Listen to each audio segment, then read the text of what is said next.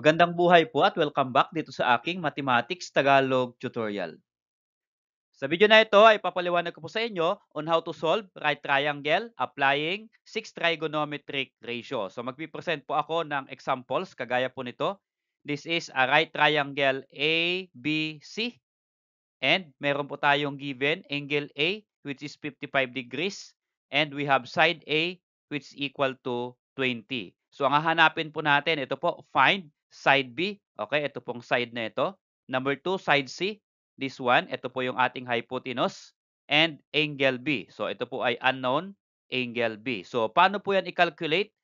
Yan po yung aking papaliwanag sa inyo step by step. At ito po ay part 1 ng aking ginagawang video lesson about solving right triangle applying 6 trigonometric ratio.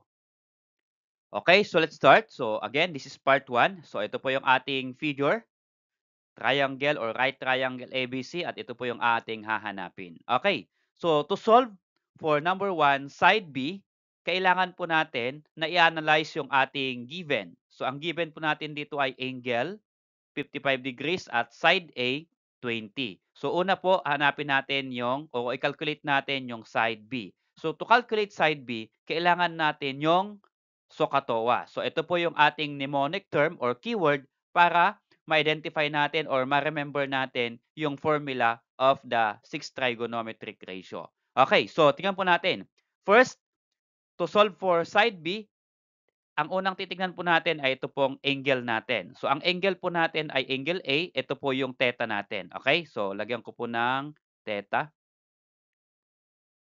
Okay. So that is angle theta 55 degrees. Okay. So mula po dito sa angle na ito ay ibe-base po natin, okay, yung ating or i-relate po natin yung given na 55 degrees sa isa pang given na side A which is 20. Given po kasi siya kaya i-relate natin siya. So what is the relationship of this angle to side A which is 20? So given po siya. Anong relationship po nila? Sila po ay opposite to each other. So lagyan ko po. So meron na po tayong O. Okay.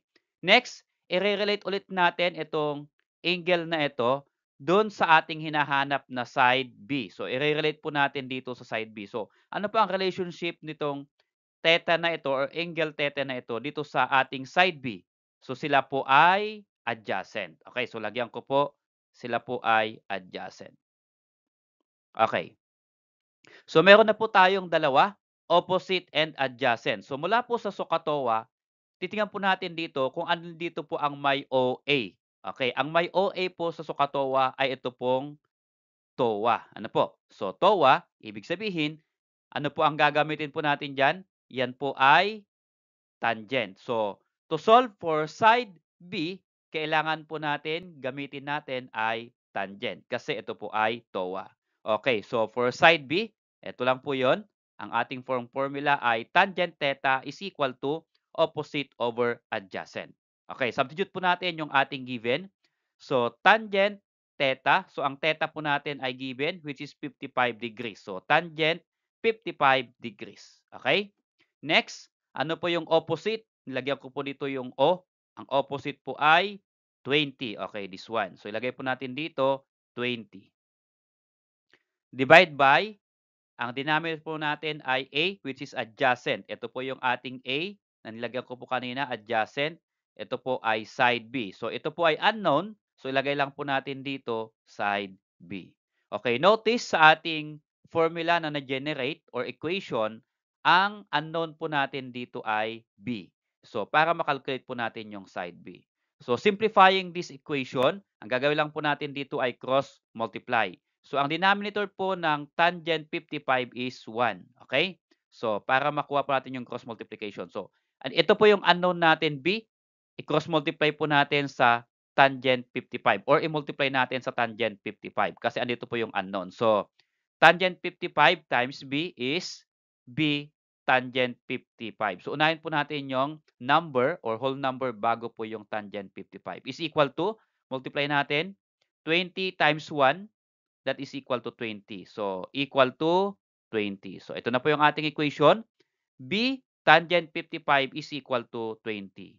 Since ang kinakalculate natin ay B, may kasamang tangent 55, i-remove natin, lipat natin sa kabila. How?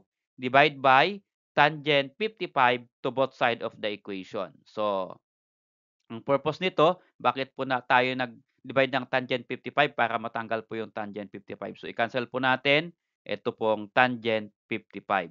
Okay? So, ang matitira po dito ay yung b na lang. So, b is equal to this case, so pwede pong idiretso sa inyong calculator, 20, then divide by tangent 55, and then press nyo yung equal sign. Pero ito, ginawa ko pong step by step.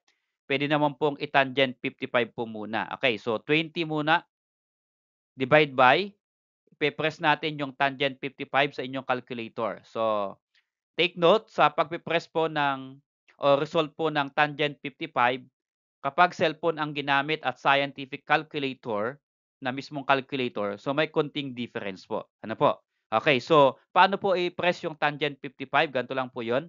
Okay, press po ninyo, tangent, then 55, then press nyo po yung equal sign. So ang lalabas po yan sa tangent 55, sa akin ay 1.428. Kinuha ko po yung 3 decimal place. Okay, so and then, pagkatapos po niyan, di-divide lang po natin 20 divide by 1.428, that is equal to 14.006.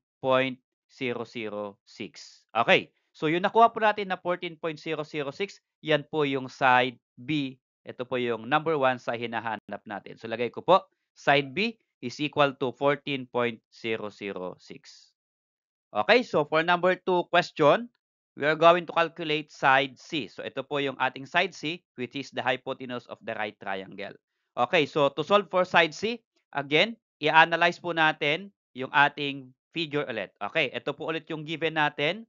Ito po yung ating theta. Dito po lagi tayo mag-uumpisa ano po, sa angle theta. Okay.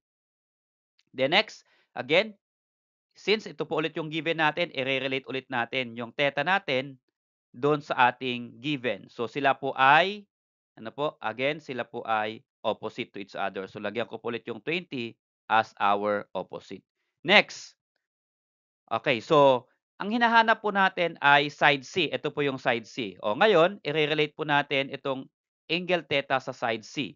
So wala po silang relationship. Always, ito pong C na ito pong longest side na ito, always ito po yung ating hypotenuse. Okay, so yung C po natin dito ay hypotenuse. Okay, so lagyan ko po ng H for hypotenuse. Okay, so ano pong meron tayo?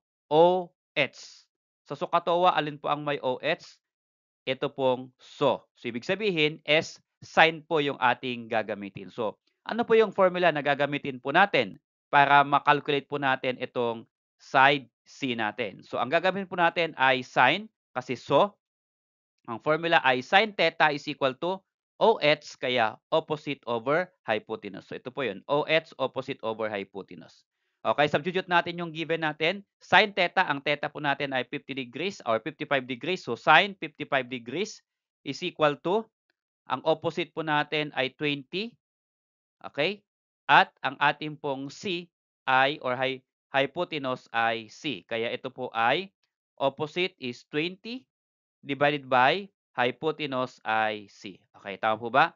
Hypotenuse natin H ay C, yung ating opposite ay 20. So, 20 over C. So, 20 over C. So, again, by cross multiply, ang denominator po ng 55 degrees ay 1 kasi wala pong nakalagay. So, ito po una nating multiply. Sin 55 degrees times C is equal to C sin 55 degrees. And then, 20 times 1 is equal to 20.